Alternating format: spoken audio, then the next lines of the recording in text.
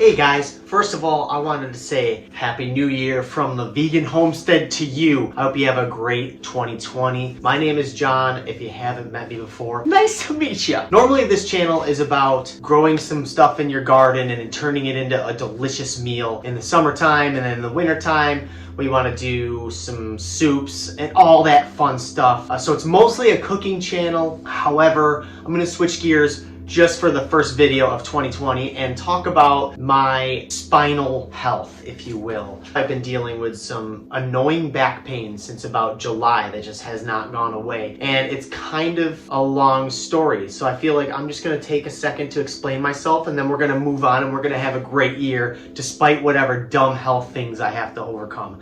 Nothing is gonna stop me. Anywho, it actually started out when I was a kid. We were all sent into the gymnasium, and people like to detect scoliosis at an early age so you can catch it before it gets way out of whack. If you don't know what scoliosis is, I'm going to tell you right now. It's an unnatural curvature of the spine where it kind of goes from side to side. And if you take a look at this next picture, you'll see that this is what I'm dealing with currently. Rewind back to when I was in that gymnasium and when they detected it, it actually wasn't too different from the picture you're looking at right now. In order to try to stop that curve from getting any worse, we decided to put me in a back brace. When I was 14 to almost 16, I had to wear this.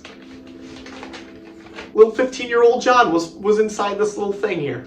Basically, it was designed to keep my upper curve from getting worse up here, so it kind of pushed over here, and then vice versa down on my lower curve. So it's framed for my crooked back.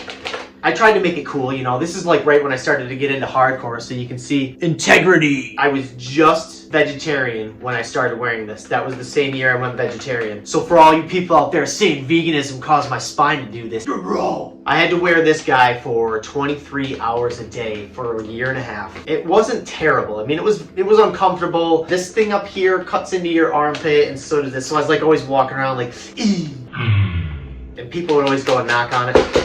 Anybody home, McFly? It didn't really bother me. I went back to the doctor, 15 years old, and the curve didn't get any worse. And they said to me, you don't need to wear the back brace, but you have to be careful. You should go to the chiropractor, all that stuff. They told me that I was 1 or 2 degrees away from that lower curve. You can see in the picture here, I forget what it was. I think it was 41, but I was only a few degrees away from a mandatory surgery, they told me, where like, we have to do this. The more research I've done, I've seen people with curves worse than mine that have opted out of surgery that seem to be pain-free right now. I wasn't listening to what my body was telling me the last few years. I was questioning myself. Why couldn't I keep up with the people at work? Why was I in so much pain? I was constantly comparing myself and really struggling to keep up with everybody and the pace. I would have pain here and there sporadically from around, I would say, 2015 until last year. Some days were worse than others. Sometimes the pain would be there for a few days and it would go away. And I just equated it with a rough day, you know, too much lifting, or I lifted something wrong. I ignored the fact that I had this severe scoliosis. What we think has happened is because of that large curvature, I'm going to pop this picture back up, but take a look down here in the lower half of my spine. Basically, we think that the severe scoliosis pulled some things out of whack, and I have nerve damage somewhere, either from compression or a joint popping in and out and just wearing on nerves over time, and then finally they're just damaged, so they're always telling my brain that I'm in pain. That's kind of where we're at right now. Originally in July, when the pain was here for a few weeks,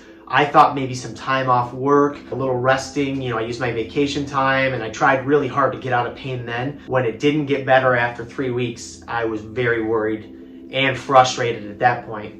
I was really tough to be around with poor Kristen, my wife. I was in a sour mood a lot because I couldn't get comfortable. It was like something was constantly squeezing. And that's when I started to make all my doctor's appointments. I had to have a bunch of scans done. Nothing has worked in terms of getting rid of the pain. We're looking at doing some nerve blocks. And anything medical like that that is potentially permanent and can cause damage, it worries me. You know, they really want to do major surgery on my spine where they fix the upper and the lower curve. There's a rod up here on my spine, and then there's a rod and pins down here with fusion. I'd never be able to bend over like a normal person. And all of that stuff is fine if that's what I have to do to keep on living my life. But what I'm trying to do right now before any surgery, I'm taking it easy on my body. Most importantly, I'm eliminating things that cause any inflammation in my body. And I'm also increasing things like turmeric and pineapple, anything that can naturally shrink inflammation that could be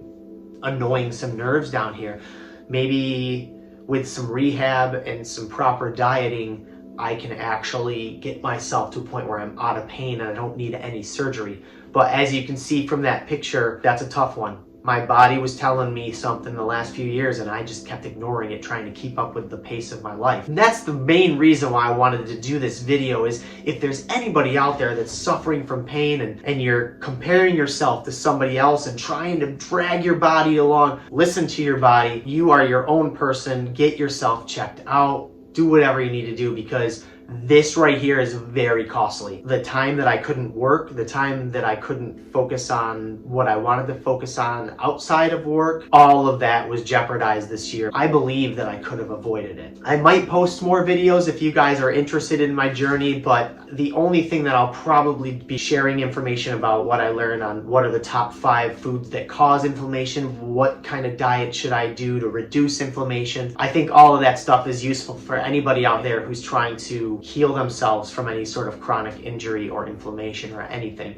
And I'm just a regular guy. I don't have any knowledge of all of this, so I'm gonna be learning it as I go and kind of sharing it with you guys. I think that just about covers it. Thanks for listening to my story, and I'll see you on the next video. We're gonna be going live every single Tuesday, so make sure you guys subscribe to this channel and you can hang out with my wife and I in the kitchen. I'll see you soon.